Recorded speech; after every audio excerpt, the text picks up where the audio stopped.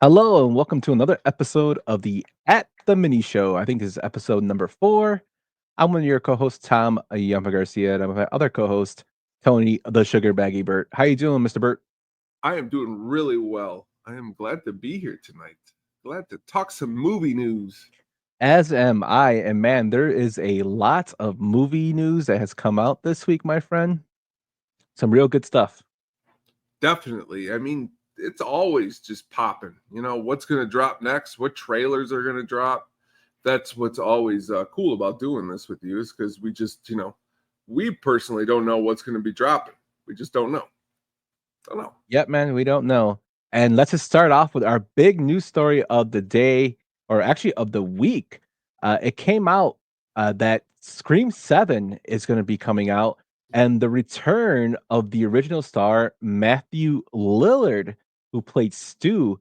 Now, Stu has always been kind of like mysteriously gone from the series. There was never ever a definite if he really died, and people were hoping that he would come back in the previous installment, and he really wasn't in there. But there were references to him when they had that little shrine to the Scream character killers.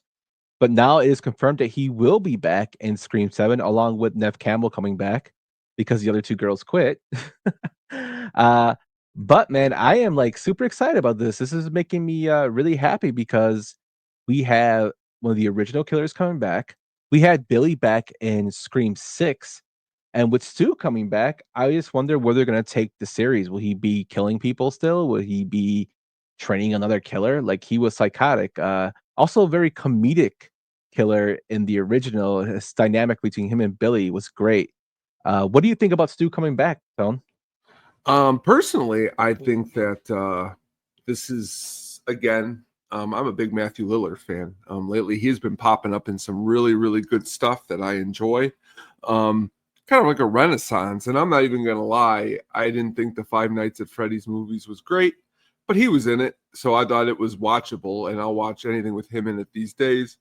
And I liked the last Scream movie. I didn't find it to be the worst movie ever. It's surely not the best.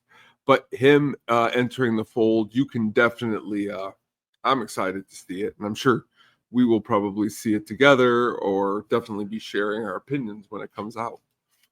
Yeah, and the crazy thing is, Melissa Barrera had been fired over some social media comments, Mm-hmm. and then Jenny Ortega left. So they were the two stars of the past two, and they were kind of going with this storyline that like Melissa Barrera's character was turning into Billy, her dad. Like there's little hints, but now that Billy's basically kind of I guess his story arc for his character. I mean, his character's dead, but that story arc is kind of up in the air now. But you think they were bringing back Stu as kind of like a, I guess, Hail Mary to try to make this franchise be okay? I mean, I think anytime when you start to bring back the characters that were in the original, you're starting to play and I think you might have said this term before. I know I've heard a lot of fan service. It's Mhm. you're trying to get the people back into the theater. I'm not saying that some of the Star Wars stuff has that in it. It could, if you look at it a certain way. But again, I mean, it depends. I say it all the time. It's my golden rule. Everything depends on the script. So how is he fitting all this, and does it work? Okay. I'll never forget seeing him in the original one. He did a great job. Skeet Ulrich did a great job. I used to call him Gavin Rosdale from Bush back then because I thought he looked ironically alike. But again, you hear too, isn't Courtney Cox coming back for this one? You're trying to, not Courtney Cox, Nev Nev Campbell. Campbell. You're trying Mhm. to get that old school vibe back. You know what I mean? You're trying to bring back a golden era. And, you know, I currently don't have the box office numbers of the last one in front of me, but I'm sure here in a second we will be able to pull them up. That being said, I believe that the Scream franchises ran a long time. And Mhm. when franchises run a long time, you start to get into that like Police Academy 7 and 8 territory where it's like, well, this might be just a little too absurd for me. But we'll see. We'll see. Yeah, the Scream 6 made a worldwide box office of $166 million. Uh, Hmm. so I mean, it's still profitable in some way. I thought it was. I didn't like the movie. I'm not gonna lie to you. I think we discussed this. I just was not a fan of it. I thought it was kind of ridiculous, and I'm a big fan of like horror. I just thought it was kind of drawn out. I didn't like the way the story went. That's just my opinion. I know people were really huge Scream fans, and they thought it was great. Well, But real quick before we move on, they try to put it in New York City, try to switch it up, try to give it something different, which again, you're messing with the formula. You know what I mean? I do like Jason Takes Manhattan, though. Messing with that formula was okay because hitting that guy's head off on the top of the building was definitely pretty cool. yeah, I mean, there was some cool kills, but there was also stuff that didn't make sense, like when they're looking across the building and the person could have just crawled across to live. And they just kill that part didn't make sense to me. But to each their own. I mean, there's gonna be stupid kills and stupid in movies that you don't agree with. And I don't know, maybe I expected more because it's a Scream franchise and I wanted it to have more of a realistic, like I'm all for the more realistic drama or horror in terms of like make the character smart. That's kind of my thing now where I'm kind of focusing on. And I just have to lose myself in the universe of those type of movies that are out right now and realize, sometimes that's not always going to happen. Just enjoy it for what it is, which is totally fine because, it is what it is. I mean, it's Scream. But like I said before, Scream 6 did make $166 million on a $35 million budget. So it went way past the budget mark, and it's profitable. So that's probably why they're doing it again. And I'm pretty sure Courtney Cox will probably be in the next one as well. Her character survived in this one, and with the bringing back of Nev Campbell due to the other two leaving, that Russell Pereira and Jenny Ortega, I'm pretty sure it will be a good time. I mean, it's just crazy that these keep going on. Like you said, they probably could extend out to like Scream 10. This is coming into Police Academy territory, even in one would say the Dominic Toretto territory of Fast and the Furious is what the Scream franchise can come into and just have so many screams. Only difference is they're dealing with killers and not cars in this one. Uh, but that's the kind of way it happens. I will go see this in theater. I did see the other one in theater, Scream 6, even though I didn't like it. But I will see this one in theater because I'm a sucker for it. And hopefully, Stu makes it good, man. Yeah, I mean that's all you're looking for in this movie is that I guess from your perspective, let's bring it back to maybe a better quality, Mhm. and and I think generally it's going to do that. Yeah. But moving on, my friend, we have some big box office news. Dogman barks loudly in a near record January opening for an animated film.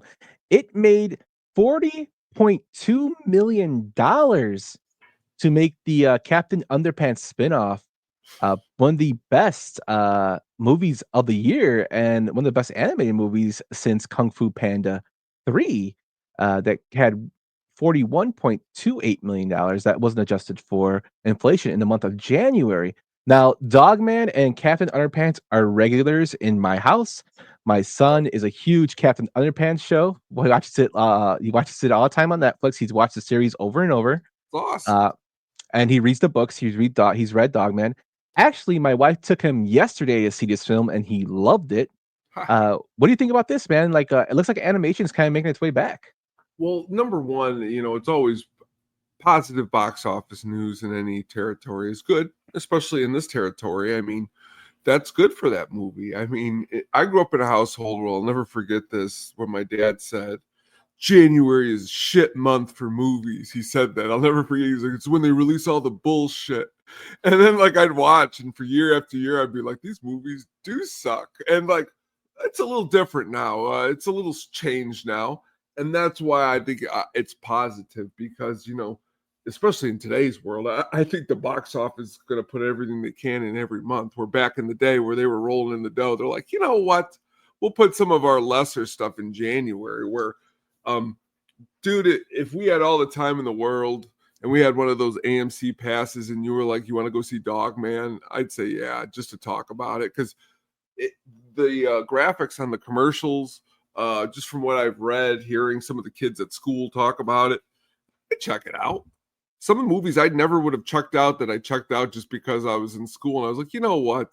Lighten up tone. You don't have to watch Pulp Fiction all the time, Mm. pretty much that kind of stuff. So it's pretty good. It's cool your son went and seen it too.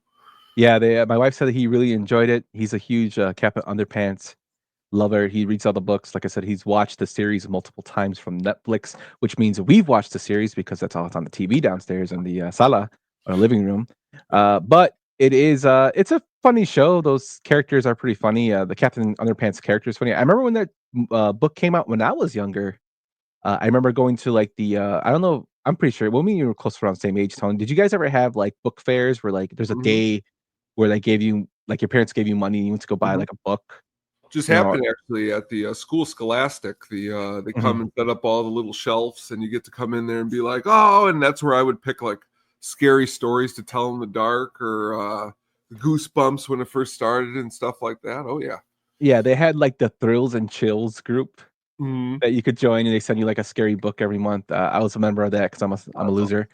awesome. No, but yeah, I really like to read those books, and my kid is a big fan of reading like if everything and anything. Like once he gets interested in it, he'll read, and he got immersed in the world of Captain Underpants and has read I think most of the books.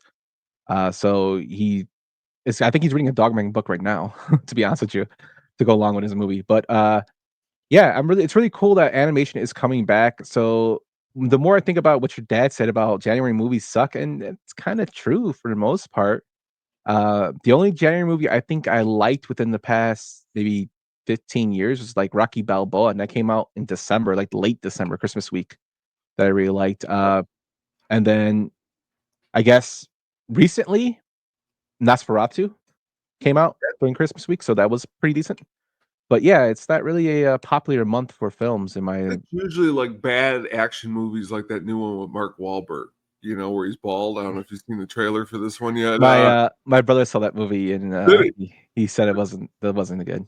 No, again, if you're like, let's go see this movie, we got all the time in the world, I'd watch it and I'd laugh the whole time and be like, boy, this is bad. But you know, that's different. It's not a good movie in any stretch, but that's generally what they're releasing in January. And it's good to Yeah. see a movie like Dogman, get some love. Yeah, and he has the AMC pass. That's why he goes to That's see what it. it is. That's what it is.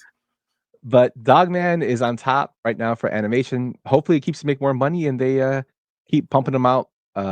Films like this for the kids and for families. That's what's kind of cool.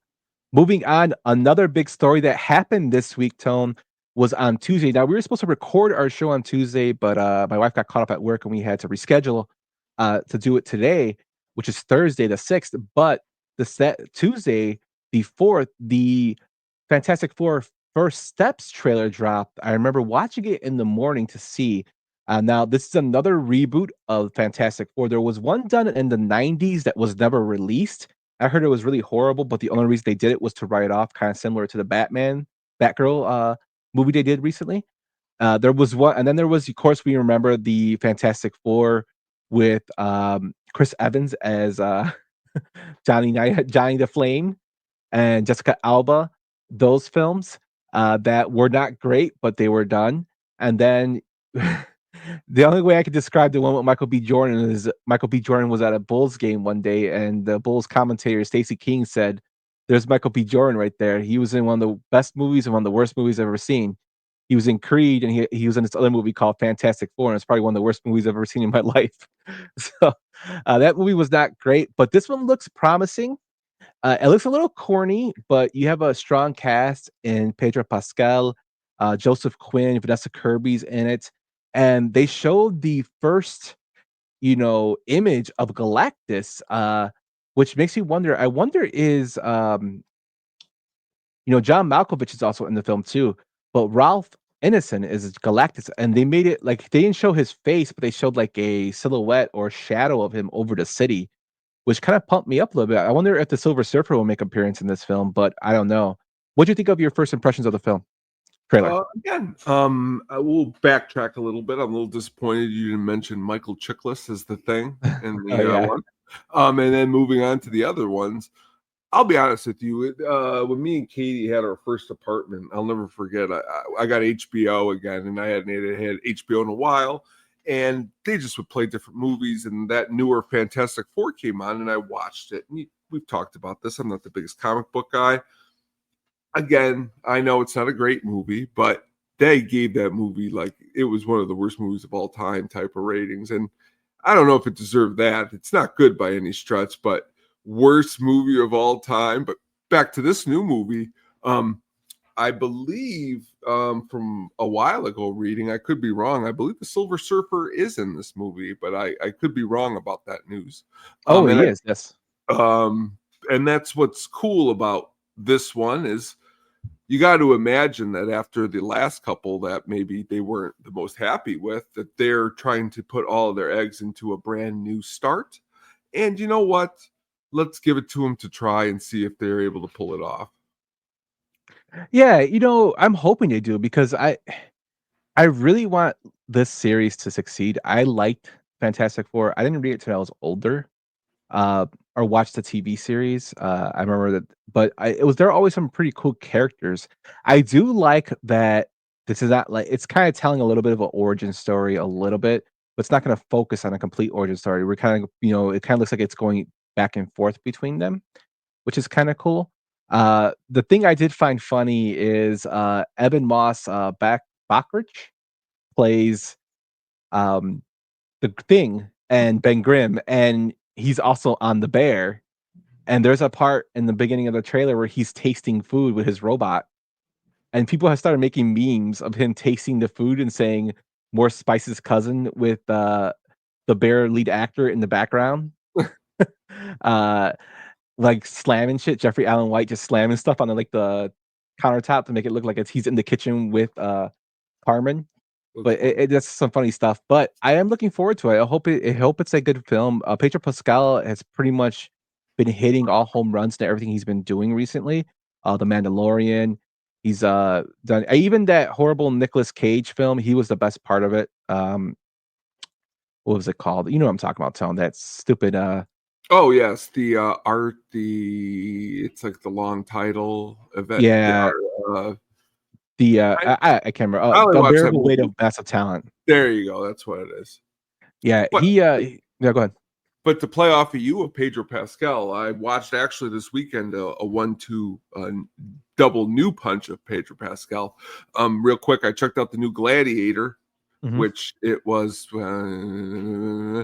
and another movie really quick that I did check out that maybe you would enjoy also with your son and your family, and it's getting some Oscar praise. It's on Peacock. It's called The Wild Robot. I don't know if you've heard of this movie yet, Yump. Um, Pedro Pascal does one of the main voices in this new cartoon, and so does Lupita Nyong'o. It does a voice, real good voice cast, and it's getting really rave reviews. But again, Pedro Pascal in both of these movies, even the one that I said before was like, he does a great job always. There's nothing that I don't think, can't land, and I think he's going to land pretty good on his feet in this movie. Like Superman, and I only wish for its success because of all the hatred it's gotten before. And when something gets hatred, I do like to see it somehow turn the bank, and I hope this is its opportunity to do that. Yeah, I kind of with you there. Looking at the movie you just mentioned, The Wild Robot looks like an excellent cast. You also have Mark Hamill in there, Mhm. Catherine O'Hara, Ving Rhames, Matt Berry, who I think is hilarious. Oh, he's great. He's Uh, great in this movie. Um, it's like science fiction mixed with, if you have a heart towards nature. Um, mhm. and that being said, she's won't care that I said this. I think my wife could fill 2 cups full of tears watching this movie. Tears of joy, tears of sadness, and that's Ah, how you know what a good movie is. I was cooking my lunch for the week, so I was watching it while I was doing that. But at the end, it's hard not to hit you in the chest and go, that's a really good movie. And honestly, Pedro Pascal doesn't sound like Pedro Pascal. The whole movie, I can't remember now off the top of my head who I thought he sounded like, but I thought he sounded like somebody else. But that's, again, a good voice actor. He was able to mimic the voice so well that you couldn't even tell it was him. And I like Pedro Pascal, and I like everything that I've ever seen him in. And so, again, I'm hoping this does well. Yeah, and he plays a really good villain, and I really liked him in The Equalizer 2. Yeah. He was really good in there, and he does a lot of video game voiceover too. He was in Dishonored 2 as well. So he does lend his voice there as to video games, which I think is awesome. He's a big fan of video games too, which is cool. But yeah, I really am looking forward to seeing how this film does, and I'm gonna check out the Wild Robot since it's already out. Yeah. Gladiator 2, I was kind of iffy on, and you're telling me, I'm like, Well, you know what the problem with Gladiator 2 real quick is that there are some scenes, and you brought this up last week, and I thought of you, and even like I looked at Katie, and she did. There's some scenes where the special effects looks. I mean, you brought up Deep Blue Sea, but honestly, Deep Blue Sea looks really good compared to what I saw in this movie for being a brand new movie. I see a lot of new directors, and Spielberg has done this too. He did it a lot in the 2000s where he would like rush movies out. Where like I feel like if you just put in a little bit more time in War of the Worlds, it could have been better. I love Minority Report, but again, these movies are coming out like this because he's a good director and he could put it together quickly. And I think that's kind of like what Ridley Scott has done a lot too in his career. And the movie just really is like just the first one. And the first one's to me, I like the movie. This movie is just more of a popcorn version of the first movie. But again, Denzel Washington, man, we talked about him. He nails his performance. It's like Pedro in the movie. Take those two out, and you're talking about, I guess, what people would have said about the last Fantastic Four film. yeah, I gotta see it though. I just didn't know Please how do. they would. It is on Paramount Plus if you are interested. Okay, cool. I will definitely will check it out. Yeah. Moving on, my friend, we have you gave me this person's name, and I'm probably gonna mess it up. The Black Panther star Danea Guerra. Guerra? Uh-huh. Is that how you say it? I think so. Okay. This one I am out on. Okay. She joins John Cena in a new Matchbox movie that's coming out. She's known for being a fan favorite on the Walking Dead as well. And she's gonna have this film's gonna also include Sam Richardson, Tanoa Paris, and Arturo Castro. The person that's directing it is Sam Hargrave, who was behind the Extraction action movies. So Matchbox is a toy brand that was created in 1953 and acquired by Mattel in 1997. The company competed with Matchbox, that is Mattel, and diecast car series with its own line, Hot Wheels. So this is going to be a car film. I don't know if this is going to be animated or this is going to be it's a live action, so it's real people. I'm just hoping it's not another Battleship. That's where we were going to get to here in a minute. I'm glad you bring it up because, man, I really wish this guy was an enigma, man. My father loved that movie to death for some unknown reason, and that movie is not. That movie, it reminds me, it's very plastic, which is like means there's nothing to it. They're in the middle of the ocean. There isn't, to me, I just thought it was really stupid. And that's exactly why I brought the story to the tables, because I hope it is not like that too.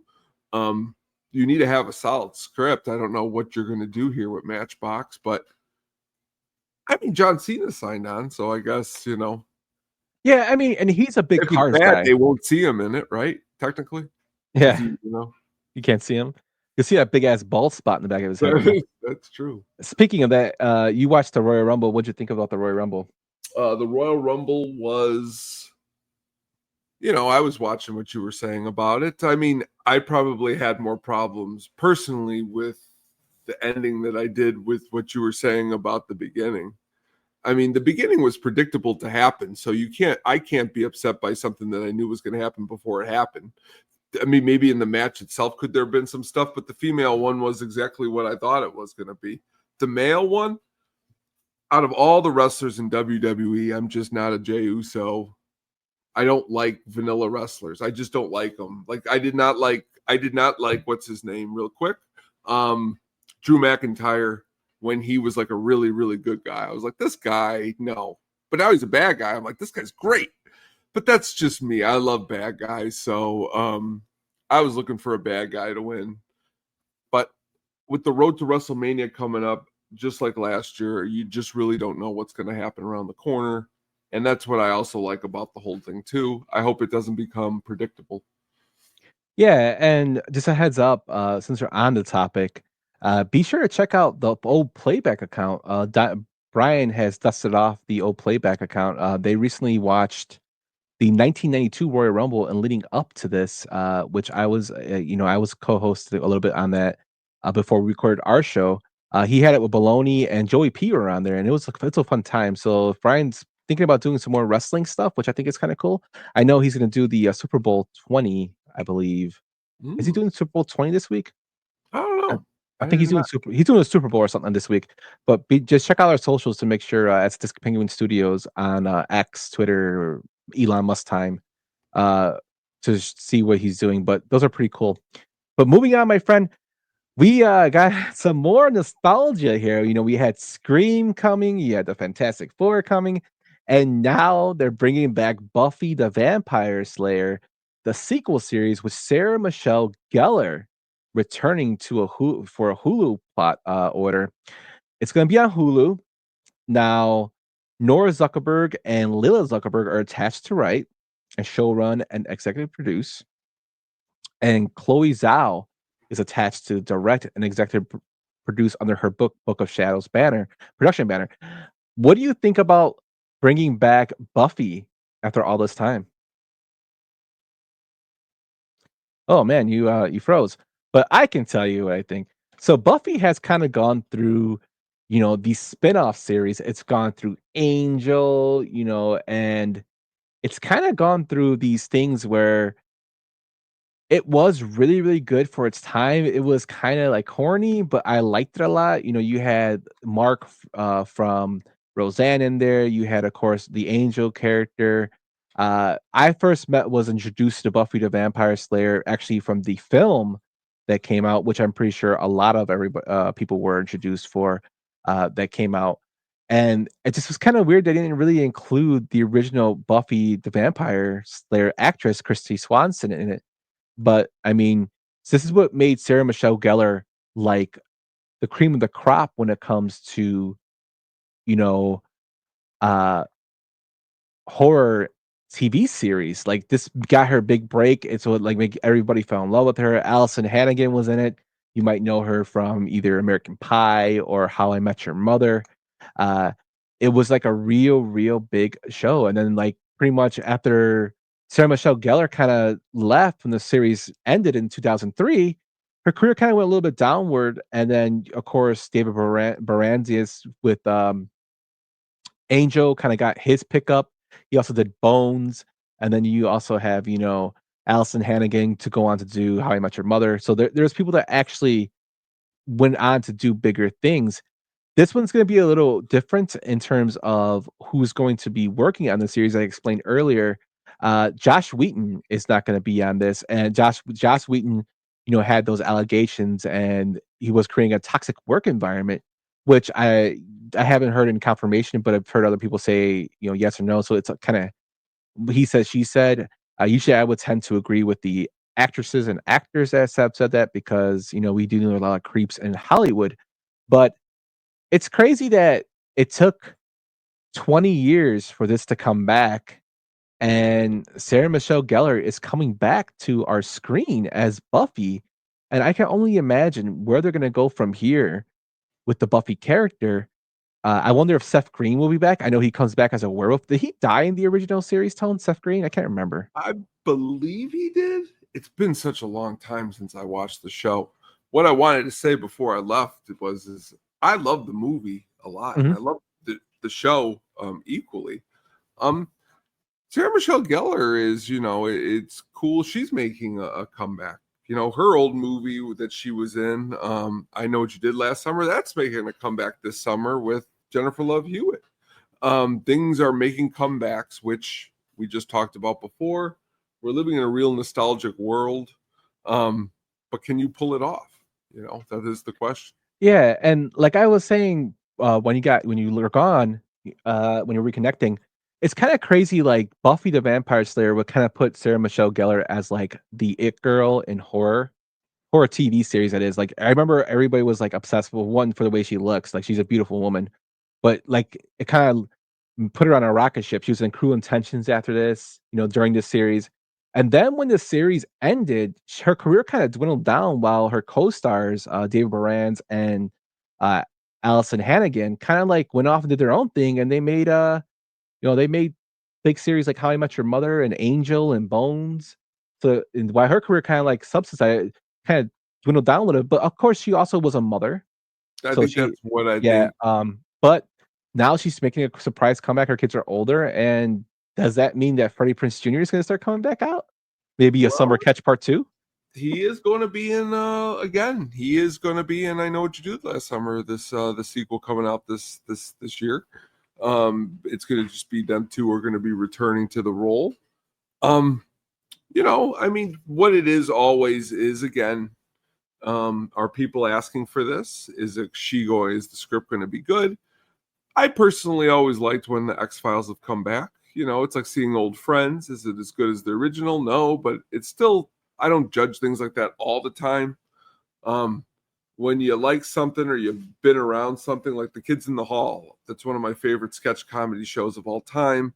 That has come back recently on Amazon. It's not as funny as the original, but it's still funny because it's them and you're glad you see them. It's better than not seeing them at all. So, like, that's how I look at it sometimes too.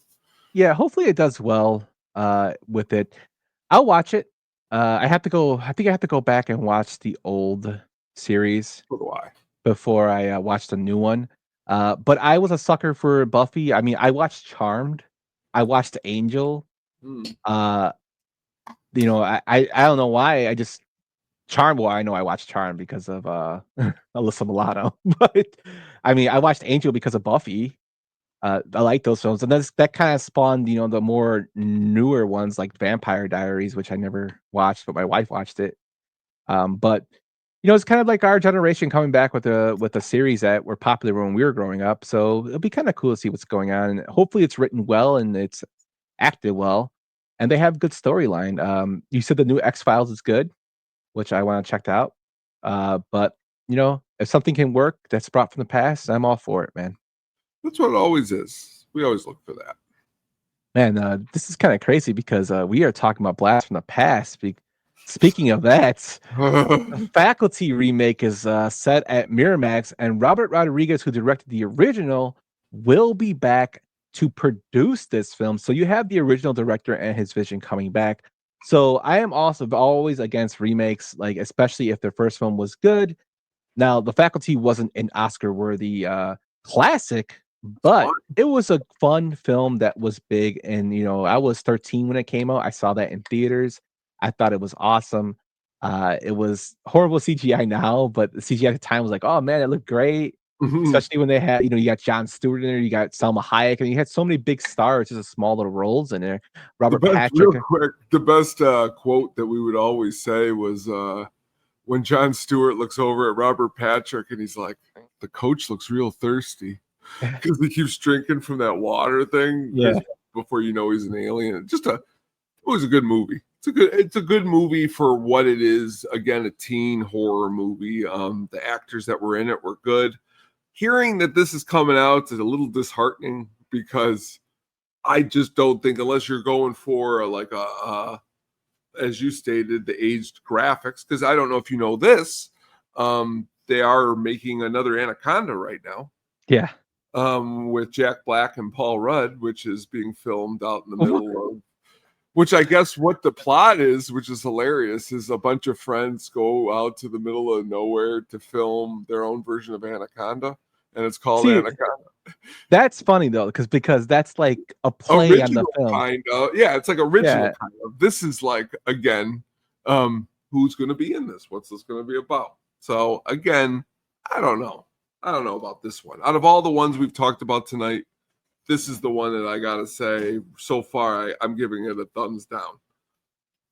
Yeah, I mean, I could see what you're coming to, but hopefully with Rodriguez at the helm of as a producers, hopefully listen to his input, Yeah, and I love Rodriguez, one of it the comes, greats. with a decent film and a tribute to the original. That's all I can hope for with this. But it's crazy that we usually talk about remakes. We had Fantastic Four, we had this, The Faculty. You have Buffy coming back. Man, it's just a lot of stuff coming out. Um, but moving on to our next story, I have one more after this, Tom, that I just want to discuss because it just came out this week. But Jack Ryan scribe Aaron Rabin is to write a Just Cause video game adaptation at Universal exclusive. Now, for those who don't know, Just Cause is a video game that was on, I believe, the Xbox and PlayStation. It's kind of like a revolutionary third-person shooter where you basically are trying to fight against a corrupt government, etc. But they're gonna make a movie out of this with Jack Ryan writer Aaron Rabin, who did Jack Ryan and Nobody 2. Nobody actually was a good film. Did you watch the first Nobody? Yes, with Bob Odenkirk. Yes, I Yeah. really like that. This is a Universal Pictures film that's going to come out. Also, and Hel Manuel Soto, who directed Blue Beetle, which I actually liked, is coming out to direct this film too. So I'm hoping for big things. I think with the political climate that is right now, this film could kind of go right in there, kind of like what Civil War did recently. Even though Civil War was kind of like Texas and California together, which to me was kind of non-realistic that Texas and California would join forces. But uh, I mean, I'm looking forward to it. I hope the characters are cast well. I hope it's written well, and I hope it has a lot of success. Have you ever played any of the Just Cause films? I mean, games? No, I have not. I have seen the boxes. The best I could bring to this conversation is there's a movie with Lawrence Fishburne and Sean Connery called Just Cause. It's a murder Ed mystery, but it Harris. has nothing to do with this. Yeah, Ed Harris is in that film. That's actually a really Yeah, good film. it is. Uh, It is. So when you said Just Cause, that's where my mind went. But then when doing trying to look for pictures, there's quite a few couple games of these, and it's cool again, but just like the other stuff we talked about, it's got to be done right, and mhm. it's got to be done, to the fan a little bit. I'm just hoping it's not. I haven't seen Borderlands yet, and I'm planning on watching it soon. I just hope it. You gave me your description of it. I'm just hoping it's not as bad. Well, did Um, you ever watch real quick The Last of Us? yes, I watched the series. It's good, Yeah, I mean, you know what I mean. That's what you hope for in a series. but The Last of Us follows the game like pretty much to a T. See, that's what a fan should want. Mhm. But then again, you had those fools and those idiots. Like the Nick Offerman episode was one of the greatest episodes of the year, but a lot of people were like, "This isn't the game. They shouldn't do a love story between this." In a show or a movie, this isn't a comic book. This isn't a video game. You're trying to put a little bit of human realistic to it. You have to do that. Yeah, and I think the best, actually, to be honest with you, the best show going right now that was based in a video game world and had its own adaptation and storyline of the game with characters from the game, but you also have new characters and their own kind of like destiny is Fallout. I really Sure. loved Fallout, the Yeah. series. I know Keelan, our fellow Penguin, loves that series. We always discuss it all the time, and I can't wait till the next season comes out. I really enjoyed the first season. I thought it was very, very true to the video game fan, the fan service there, but it was an interesting story. And Walter Goggins is awesome in that series as one of the main kind of anti-hero characters. It was just awesome for me to watch it, and I hope that this film is kind of like that. The Just Cause series kind of like takes the characters from Just Cause or the premise, and you make it as good as the Fallout series, but in movie form. But all I can do is hope for that, my friend. Yes. uh, and then just one thing that did come out the 5th, which is yesterday. Our guy Bruce Campbell. Man, I loved me some Bruce Campbell. His series Hysteria got canceled after Uh, 1 year. 1 year, Tone. Now, the crazy thing is Hysteria has a 91% critics' approval rating on Rotten Tomatoes. Mm-hmm. Uh, it's a pretty decent show. I watched a couple episodes. It's set against like the backdrop of like the satanic panic of the 80s, with Bruce Campbell kind of as like a detective. It's interesting. I love myself a lot of Bruce Campbell. I love me some Bruce Campbell. You know that. I know you do too. Yeah. It just kind of sucks that this guy, his series just keep getting canceled, and it's not because they're not. It's not that they're bad. It's just that these streaming services, I don't think know how to promote them, and they kind of get screwed over. Like Ash versus Evil Dead, which is one of my favorite series of all time. I think that Uh, came out. I think I'm to that show, I think it came out too soon. I believe if that show came out today, that wouldn't have got canceled like Hysteria. Yeah, but also it was on Stars, and people were like, "How the hell am I gonna watch this?" So Stars did a thing where they had a trial version, or a trial. You have Stars for a month. So people bought Stars, or you know, got the subscription for a month, binged it, and then left. So it didn't really help out there, and it was also one of the most pirated series in the internet history, Ash vs. Evil Dead, that is. But it's unfortunate that Bruce Campbell has, come to this. I think Bruce Campbell, he calls himself a B actor. I think he's a great character actor. Him and Sam Raimi are always doing funny things in their films. So one of my favorite roles of his is Pizza Papa in the Spider-Man No Way Home, not No Way Home, yeah, No Way Home, as Pizza Papa, always cracked me up. But it's just unfortunate, man. And this is something he was passionate about. I know Bruce put out a tweet about this. And it just sucks that his stuff is getting canceled. It always does when someone you enjoy their work gets canceled. I hate it. Yeah, man, I feel bad for Groovy Bruce. He says, Hysteria canceled after one season at Peacock, gone, but hopefully not forgotten. He just rolls with the punches, man. I'll give him that, but it sucks. But Tone, that's our show for this week. Any closing thoughts, my friend?